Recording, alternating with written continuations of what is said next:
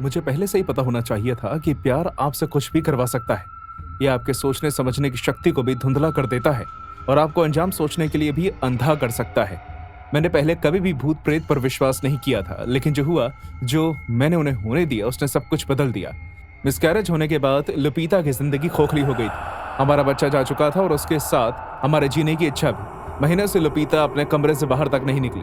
उसकी खाली उदास आंखें आज भी उम्मीद की तलाश में थी। उसे इस तरह परेशान देखना किसी टॉर्चर से कम नहीं था। बेबस होकर मैंने सब कुछ करने की कोशिश की, थेरेपी, दवाइयाँ, अकेले वक्त देना, साथ वक्त गुजारना, लेकिन कोई भी चीज़ उससे संभाल नहीं पाई। मैं अपनी जिंदगी के सबसे कीमती और प्यारे शख्स को इस तरह मुरझाते हुए नहीं देख सकता था। हमें बच्चे को खोने का गम सता रहा था, जिसे हम दोनों बहुत बेसब्री से चाहते थे। इसलिए जब ग्रेग ने एक अलग और अजीब उपाय बताया तो मैं उसके लिए फौरन मान गया। तुम जानते हो जैक, वो एक चीज़ है जो, उसने घबराते हुए कहा, लोग उसे मन विकृत गुड़िया कहते हैं। एक गुड़िया? मैंने हैरानगी जताते हुए कहा, ये कोई ऐसी वैसी गुड़िया नहीं है, एक बच्चे की तरह रहती है जो तुम चाहते हो। समाधान बहुत ही बेकार था, लेकिन आखिर था तो समाधान ही। कुछ ही सेकंड में ऑर्डर बुक हो गया। मैं वो दिन कभी नहीं भूल सकता जिस दिन वो पैकेज आया था।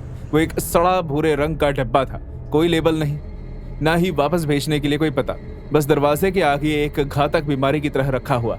उसे खोलते हुए मेरे हाथ कांपने लगे।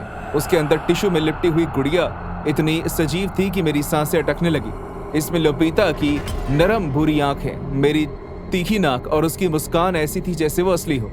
जब लुपीता ने उसे देखा तो उसके अंदर की ममता जागी। उसने उस गुड़िया को ऐसे झुलाया जैसे वो मांस और खून से भरी हो और उससे पुचकारने लगी। इतने हफ्तों में पहली बार मैंने उसे मुस्कुराते हुए देखा। मेरा दिल राहत से भर गया। शायद इससे उसे ठीक होने में मदद मिलेगी, लेकिन मैं ये नहीं जानता था कि हमारे घर में होने वाली आखिरी शांति का संकेत था। पहली रात जब मैं उठा तो मैंने उसे झूले वाली कुर्सी पर बैठे हुए पाया। उसने उस गुड़िया को अपने सीने से लगाया था। मुझे लगा कि अच्छा संकेत है। वो उससे बातें कर रही थी, उसके लिए गुनगुना रही थी जैसे एक माँ करती है। लेकिन जैसे ही दिन बीतते गए ये साफ हो गया कि इससे कुछ भी ठीक नहीं हो रहा। इसमें कुछ और बहुत गहरा था, कुछ ऐसा जो बयां नहीं किया जा सकता। बहुत ही जल्द मेरी बीवी ने कुछ भी खाना, सोना या बात करना बंद कर दिया। वो अपने दिन का एक एक मिनट उस गुड़िया के साथ बिताती, उसे खाना खिलाना, उसका डायपर बदलना। उसने उसका नाम बेबी ब्लू रख दिया। मैं समझ नहीं पाया कि क्यों, लेकिन मैंने पूछने की हिम्मत नहीं की। मैं सोचकर बहुत डरा हुआ था कि ना जाने वो क्या कहेगी, और मुझे इस बात का एहसास तब तक नहीं हुआ जब तक कि एक रात वो चाकू लेकर मेरे पास नहीं आ गई। रुक जाओ लुपीता, ये सब असली नहीं है, मैंने गुस्से में कहा। और उसके बाद मुझे उसका वो भयानक रूप दिखाई दिया जो आज से पहले कभी नहीं देखा था। जो औरत मेरे ऊपर झपटी वो मेरी बीवी लुपीटा नहीं थी, वो बेबी ब्लू की माँ थी। उसके शरीर और आत्मा पर वशीकरण हो चुका था। जैसे ही मैं लड़खड़ा कर पीछे की ओर गया, मेरी नजर गुड़िया पर पड़ी और मैं चौंक गया। बेबी ब्लू की कांच जैसी आंखें चतुराई से चमकती हुई दिखाई दे रही थी और उसका छोटा सा मुंह एक भयानक मुस्कान में बदल गया। कमरा अचानक ठंडा महसूस होने लगा। क्या उस पर किसी आत्मा का साया था? उस दोपहर मैंने घर रुककर देखने के बारे में सोचा। सब कुछ बहुत आराम से चलता रहा जब तक कि रात नहीं हुई। उस वक्त शायद रात के 1 बजे होंगे और अभी मेरी आंख लगी ही थी जब अचानक फायर अलार्म बजने लगा। मैं झटके से उठा और मैंने देखा कि पूरी किचन धुएं से भरी थी। लुपीटा गैस पर केटल रखकर भूल गई थी। ये रो रहा था। इसका कहना है कि मैं एक अच्छी मां नहीं हूं। वो बेबी ब्लू को सीने से लगाकर रोने लगी। मेरा खून ठंडा पड़ गया। एक गुड़िया कैसे रो सकती है? लेकिन वो बार बार एक ही बात कह रही थी और ऐसा कहते हुए उसकी आवाज बढ़ने लगी। मैंने उसे इस भ्रम से निकालने की कोशिश की और उसे चिल्लाकर कहने लगा कि ये गुड़िया असली नहीं है और ये सब उसका भ्रम है, लेकिन वो सुन ही नहीं रही थी। उसका चेहरा फीका पड़ गया और वो बेहोश हो गई। उसने गुड़िया को ऐसे गोद में उठाया हुआ था जैसे वो असली में बच्चा हो। मैंने हॉस्पिटल में फोन मिलाया और मदद आ गई। उस वक्त शायद सुबह के 4 बजे होंगे जब एक अजीब आवाज ने पूरे घर को भर दिया। वो एक ऐसी आवाज थी जिसने मेरे रोंगटे खड़े कर दिए। दबी हुई सिसकाने की आवाज, जैसे कोई बच्चा रो रहा हो। जब मैंने वो आवाज सुनी तो मेरा दिल सीने में जोर जोर से धड़कने लगा। वो आवाज नर्सरी से आ रही थी। जैसे ही मैंने दरवाजे को धक्का देकर खोला, मेरे हाथ कांपने लगे और फिर मंद रोशनी में मैंने उसे देखा। गुड़िया रो रही थी। मैंने डर कर उसकी तरफ देखा। कमरे में हल्की हल्की रोने की आवाज गूंज रही थी। उस गुड़िया की आंखें, लुपीटा की आंखें लाल रंग में चमक रही थी। अंधेरे में रोशनी की हल्की हल्की चुभन। जैसे ही मैं उसके पास जाने लगा, मेरे माथे से ठंडे पसीने की बूंद टपकने लगी। जैसे ही मैंने उसे उठाया, मेरा दिल तेजी से धड़कने लगा और रोने की आवाज अचानक बंद हो गई। जब मैंने उसकी जांच की तो मेरा हाथ कांपने लग गए। मुझे उसकी सिंथेटिक त्वचा के नीचे कुछ कठोर महसूस हुआ। मैंने उसे फाड़ दिया। सिंथेटिक मांस मेरे हाथों से फिसलकर और नीचे एक छोटा काला उपकरण चिपका हुआ था। एक कैमरा था। इसका मतलब है कि हम पर नजर रखी जा रही थी। जैसे जैसे मैंने और गहराई में जाना शुरू किया, मुझे घुटन का एहसास शुरू हुआ। जो लोग हम पर नजर रख रहे थे, उन्होंने लुपीटा की जिंदगी को एक मनोरंजन के रूप में बदल लिया था। मैंने सभी सबूतों को इकट्ठा किया, गुड़िया, कैमरा और फिर अधिकारियों से संपर्क किया। हमने प्रिवेसी में दखल, उत्पीड़न और भावनात्मक संकेत का आरोप दायर किए। साइबर क्राइम विभाग ने वेबसाइट का पता लगाने की कोशिश की, लेकिन वो ब्लॉक थी। जो लोग डार्क वेब का इस्तेमाल करते हैं, वो छिपने और अंधेरे में रहने में माहिर होते हैं। इंटरनेट की इस अवैध मोर्चे से मुझे खरीदारी करने के चुनाव के लिए सख्त चेतावनी दी गई थी। हमने पीछा करने वालों से दूर रहने के लिए घर और फोन नंबर बदल दिए। लुपीटा आज भी हमारे बच्चे को खोने वाले गम और उस गुड़िया की वजह से हुए सदमे से बाहर निकलने के लिए थेरेपी ले रही थी। मैंने इन सब से बस यही सीखा है कि गम एक ऐसा प्यार है जिसकी मदद से आप कहीं भी नहीं पहुंच सकते, लेकिन हमें इसे अपनी जिंदगी का फैसला करने का हक नहीं देना चाहिए। जब तक हम जिंदा हैं, हमें जीते रहने की कोशिश करनी चाहिए। आगे बढ़ता रहना ही जीवन का मूल मंत्र है, चाहे आपकी जिंदगी कितनी भी ठोकर क्यों ना खा ले। कल देर रात मुझे एक अनजान लड़की की तरफ से मैसेज आया। इस लिंक पर क्लिक मत करना, उस पर लिखा हुआ था। वो एक YouTube वीडियो का लिंक था। आमतौर पर मैं इस तरह के मैसेज को नजरअंदाज कर देता हूं, लेकिन कल का दिन बहुत ही सुस्त जा रहा था और मैं अपनी जिस नॉवल पर काम कर रहा हूं उसे लिखने का मन नहीं था। इसलिए मैंने लिंक पर क्लिक कर दिया। वो लिंक मुझे एक YouTube की वीडियो पर ले गया जिसमें सन 1960 के दशक की सर्कस की वीडियो चल रही थी। इस वीडियो को 2:21 तक फॉरवर्ड ना करना, ऐसा वीडियो का टाइटल था, इसलिए जाहिर है मैंने वो भी किया। लेकिन मुझे ऐसा नहीं करना चाहिए था। ठीक 2:21 पर मैंने उस वीडियो को रोक दिया। हर चीज काफी आम लग रही थी। एक ब्लैक एंड व्हाइट फुटेज जिसमें 3 हाथी खड़े हुए थे और उनके आगे कुछ बोने आदमी और आसपास बहुत से लोग। लेकिन स्क्रीन के ठीक बीच में एक बड़ा सा ड्रम था जिस पर लिखा था कमेंट 13।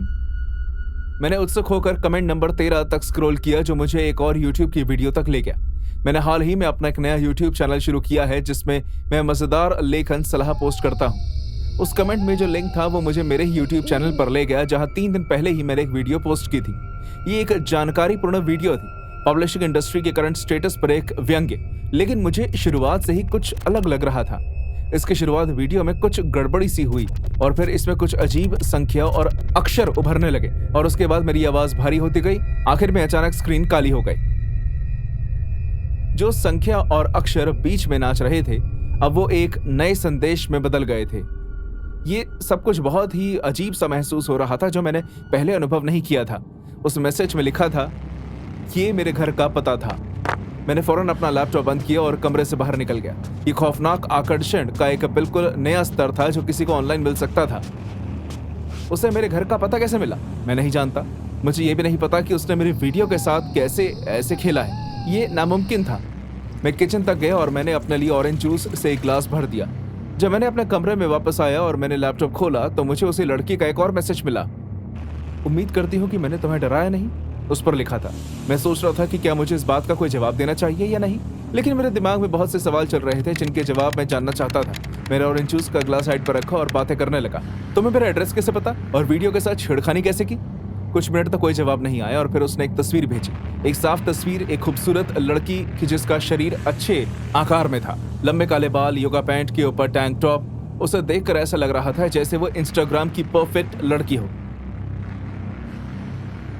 तुम्हारा मेरे बारे में क्या ख्याल है, उसने मुझसे पूछा, लेकिन मैं अपनी आंखें उसकी तस्वीर से हटा नहीं पा रहा था, खासकर उसके टॉप से। मैं वो नहीं देख रहा था जो आप सोच रहे हैं। मेरा ध्यान उसके टॉप पर बने सिंबल पर था जिसने मेरे होश उड़ा दी। ये वही सिंबल था जो मैंने अपने नॉवल के लिए बनाया था, लेकिन मेरी नॉवल तो अभी पब्लिश भी नहीं हुई, यहाँ तक कि वो तो अभी पूरी भी नहीं हुई और अभी तक तो मैंने उसका ड्राफ्ट भी किसी के साथ शेयर नहीं किया। तो आखिर इस लड़की को बिल्कुल वही सिंबल कैसे पता, और यहाँ तक कि उसने उस सिंबल को अपने टॉप पर प्रिंट भी करवा लिया। मेरा दिमाग खराब हो गया। मैं कभी लड़कियों को बुरा भला नहीं कहता, लेकिन इस बार मेरे मैसेज की शुरुआत तुरंत दोनों ही अपशब्द से हुई। मुझे जवाब चाहिए, बताओ मुझे कैसे। इतना डरो मत जान, ये हमारा छोटा सा राज है। बदतमीज औरत, क्या बकवास है ये? क्या तुमने मेरे कंप्यूटर को हैक किया? मैं पुलिस के पास जाऊंगा। Computer hack? मुझे तो ठीक से पावर पॉइंट भी नहीं चलाना आता। तुम्हें मेरे घर का पता कैसे चला और इस सिंबल के बारे में भी? मैंने गेस कर लिया। गेस कर लिया? मेरे सब्र का बांध टूट रहा है। बताओ मुझे कि तुम कौन हो और ये सब कैसे कर रही हो। मैं तो सिर्फ तुम्हारी दोस्त बनना चाहती हूँ बेब। मुझे इस तरह बुलाना बंद करो और मेरे सवालों का जवाब दो। मैं पहले से ही तुम्हें जवाब दे चुकी हूँ। क्या? कब? तुमने उस यूट्यूब वीडियो में कमेंट नंबर 13 ठीक से नहीं पढ़ा? क्यों? मैं बहुत गुस्से में था। मैं ये तक नहीं जानता था कि यह कोई लड़की है या फिर कोई स्कैमर जो मुझे ब्लैकमेल करने की कोशिश कर रहा है। मैंने एक बार फिर वो पूरा प्रोसेस दोहराया, उस सर्कस वीडियो पर आकर रुक गया। फिर मैं 13वें कमेंट तक गया। आखिरी बार जब मैंने उसे देखा था तो उस कमेंट में सिर्फ यूट्यूब वीडियो का लिंक था। इस बार उस पर कुछ लिखा हुआ था, कमेंट नंबर 20 तक स्क्रॉल करके मत देखना। मैं सोच रहा था कि आखिर वो ये सब कर कैसे रही है। मैंने फौरन कमेंट नंबर 20 तक स्क्रॉल किया जिस पर लिखा था कि इस लिंक पर क्लिक मत करना। मैंने उस पर क्लिक किया और मैं अपनी 7 साल पुरानी वीडियो पर आकर रुक गया जिस पर एडिट के लिए सलाह दी गई थी। उसमें कहा गया था कि इस ब्लॉग की एडिट लॉग्स में मत जाना। मैं उसके एडिट लॉग पर गया ताकि जल्द से जल्द इस रहस्य का पर्दाफाश और रात से पर्दा उठा भी। एडिट लॉग में पिछले उत्तर का जवाब मौजूद था जिसमें कहा गया था कि ऑरेंज जूस के लिए शुक्रिया। मैंने अपनी दाईं ओर देखा, ऑरेंज जूस का एक ग्लास खाली था और मैंने उसमें से एक बूंद भी नहीं पी थी। ये कैसे हो सकता है? ये सब हो क्या रहा है?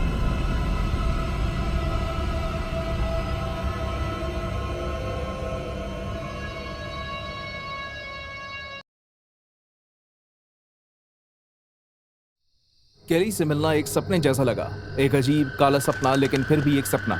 मैं कभी भी उस तरह का लड़का नहीं था जिसके आगे पीछे लड़कियां घूमती हैं, और ना ही कभी इस तरह का लड़का रहा हूं जो लड़कियों से बात करता हूं। मैंने हमेशा से कंप्यूटर की स्क्रीन को अपना कंफर्ट जोन माना है, जहां मैं बातों को नियंत्रित कर सकता हूं, जहां मैं अजीब हूं ये नहीं दिखता और जहां मुझे हर बार ये याद नहीं दिलाया जाता कि मैं हारा हुआ हूं। जब मैं उस डार्क वेब चैट रूम में पहुंचा तो मैं कुछ खास नहीं ढूंढ रहा था। मैं सिर्फ अपनी बोरियत दूर करना चाहता था। लेकिन फिर मेरी मुलाकात केली से हुई। वो उन सभी से अलग थी जिनसे मैंने बात की थी। आत्मविश्वासी, मजाकिया और मैं जो कहना चाहता था उसमें रुचि रखने वाली।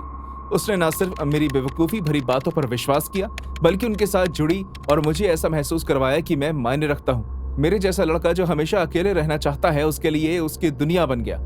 केली परफेक्ट नहीं थी, मेरी तरह उसके भी अपने मुद्दे थे। उसने मुझे बालों के झड़ने से अपने संघर्ष के बारे में बताया, एक ऐसी स्थिति जिसकी वजह से वो अदृश्य और अनाकर्षित महसूस करती थी। उसने बताया कि किसी भी लड़के ने उसे उस तरह नहीं देखा जिस तरह वो दिखना चाहती थी। इस बात से मैं बहुत प्रभावित था क्योंकि मैं जानता था कि नजरअंदाज किया जाना कैसा लगता है। हम बाकी लोगों में फिट ना होने की भावना से एक कारण से दूसरे से जुड़े और जल्द ही मुझे एहसास हुआ कि मैं उसके प्यार में पड़ने लग गया। कई हफ्तों तक देर रात बात करने के बाद हमने तय किया कि अब आमने सामने मिलने का वक्त आ गया है। हमने बिना ज्यादा सोचे समझे बच्चों का एक खाली पार्क चुना। ये बिल्कुल सही लग रहा था, एक शांत, एक दूसरे के आस पड़ोस से दूर। हम आराम से बैठकर एक दूसरे को देख सकते थे। मैं बहुत घबराया हुआ था लेकिन उसे देखने के लिए बेचैन था। पार्क मेरी कल्पना से कुछ ज्यादा ही डरावना था। सूरज अभी अभी डूबा था और हर चीज को एक धुंधली चादर में छोड़ दिया गया था। मैं वहां जल्दी पहुंच गया। एक पुराने जंग लगे झूले के पास एक बेंच पर बैठ गया और इंतजार करने लगा। वो जगह एकदम शांत थी और गुजरते वक्त के साथ मेरी घबराहट मुझ पर हावी होने लगी। तभी मेरी नजर उस पर पड़ी। एक डरावना बूढ़ा आदमी थोड़ी दूरी पर एक बेंच पर बैठा था। वो बस मुझे घूर रहा था।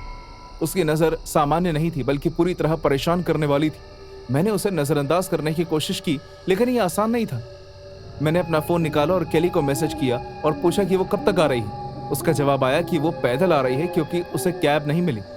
बहुत बढ़िया, मैंने सोचा। बस यही होना तो बाकी था कि मैं यहाँ एक अजीब पागल के साथ अकेले फंस जाऊं जो मुझे घूरे जा रहा है। मैं बेंच पर बैठ गया और ऐसे दिखाने की कोशिश करने लगा जैसे मुझे कोई फर्क नहीं पड़ता, लेकिन ऐसा बिल्कुल भी नहीं था। बूढ़े आदमी की नजरें मुझ पर हावी हो रही थी और मुझे ऐसा एहसास होने लगा था कि कुछ बुरा होने वाला है। फिर वो आदमी खड़ा हुआ और मेरी तरफ चलने लगा। मेरा दिल थोड़ा सा तेज धड़कने लगा। मैं आमतौर पर व्याकुल नहीं होता लेकिन यह आदमी मुझे बहुत परेशान कर रहा था। मैं उठा और दूर जाने लगा। इस पूरे समय मैं केली को मैसेज भेजता रहा, उस बूढ़े आदमी के बारे में बताता रहा और दूसरी तरफ बढ़ता रहा। उसने मुझसे कुछ मिनट इंतजार करने के लिए कहा क्योंकि वो जल्द ही वहां पहुंचने वाली थी, लेकिन मैं और इंतजार नहीं कर पा रहा था। मुझे बस उस आदमी से दूर जाना था। मैंने पार्क के किनारे एक बस स्टॉप देखा जो टिमटिमाती स्ट्रीट लाइट से जगमगा रहा था। ये कोई बहुत बड़ी बात नहीं थी लेकिन उस वक्त लग रही थी। मैं खुद को शांत करने की कोशिश करता हूँ। जैसे ही मैं उस बस स्टॉप पर पहुंचा मैंने पीछे मुड़कर देखा तो वो सड़क के उस पार खड़ा था और मुझे देखकर मुस्कुरा रहा था। उस मुस्कुराहट ने मेरे रोंगटे खड़े कर दिए। उसे देखकर ऐसा लग रहा था जैसे वो कुछ जानता था जो मुझे नहीं पता था, जैसे वो मेरे डर का मजा ले रहा हो। मुझे केली की आवाज़ सुनने की ज़रूरत थी, ये जानने के लिए कि वो असली थी और ये भी भद्दा मजाक नहीं था। लेकिन मेरे पास उसका नंबर नहीं था। हम अपनी चैट रूम की दुनिया में इतना मशगूल थे कि हमें एक दूसरे के नंबर लेने के बारे में कभी सोचा ही नहीं। मैंने इसके लिए खुद को कोसा और फिर उसे मैसेज किया और कहा कि इंटरनेट खराब है और उसका नंबर मांगा। उसने फौरन उत्तर दिया, फिर भी वो सेकंड अंतकाल की तरह महसूस हुआ। आखिरकार चैट में उसका नंबर आ गया। मैंने एक सेकंड भी बर्बाद नहीं किया और फौरन उसे फ़ोन मिलाया। फ़ोन की घंटी एक बार बजी, 2 बार बजी और फिर मैंने उसे सुना। रिंगटोन खाली सड़क पर गूंज रही थी। मेरा दिल बैठ गया। मैंने चारों ओर देखा लेकिन सड़क सुनसान थी। केली का कोई संकेत नहीं था, किसी का कोई संकेत नहीं था। मेरे अंदर घबराहट फैल गई। मैंने एक बार फिर सड़क देखी लेकिन बूढ़ा आदमी जा चुका था। इससे मुझे बेहतर महसूस होना चाहिए था, लेकिन ऐसा नहीं था। लेकिन मुझे कुछ भी बेहतर नहीं लग रहा था। जब मैंने दोबारा उसका नंबर डायल किया तो मेरे हाथ कांप रहे थे। रिंगटोन की आवाज़ इस बार और तेज और करीब से आ रही थी, ठीक मेरे पीछे से। मैं धीरे धीरे पीछे मुड़ा और मेरे शरीर की हर मांसपेशी तनावग्रस्त हो गई। वो बूढ़ा आदमी बस स्टॉप पर बैठा हुआ था और मुझे देखकर ऐसे मुस्कुरा रहा था जैसे उसने कोई खेल जीत लिया हो। हेलो रायन, उसने मुझसे कहा। उसकी आवाज़ में शैतानियत थी। मैं उम्मीद करता हूँ कि मेरे बाल तुम्हारे लिए कोई परेशानी नहीं होंगे। मैं हमारी पहली डेट पर विग नहीं पहनना चाहता था। मैंने उसे घूर कर देखा। मेरा दिमाग ये समझने के लिए दौड़ रहा था कि क्या हो रहा है। केली के शब्द, उसके बालों के झड़ने के बारे में उसकी कहानियाँ, उसका भावुक होना, ये सब एक बुरे एहसास के रूप में मेरे सामने आया। ये केली नहीं थी, ये हमेशा से वही आदमी था। वो मेरे ऊपर झपटा और मैंने बिना सोचे समझे रिएक्ट करना शुरू कर दिया। मेरा पहला संपर्क उसके चेहरे से हुआ और वो लड़खड़ा कर पीछे गिर गया। उसकी नाक से खून बह रहा था। मैं ये देखने के लिए नहीं रुका कि अब वो आगे क्या करेगा। मैं मुड़ा और भागने लगा। उसकी आवाज़ मेरे पीछे गूंज रही थी। रुको रायन, रुको। मुझे लगा था कि तुम अलग हो।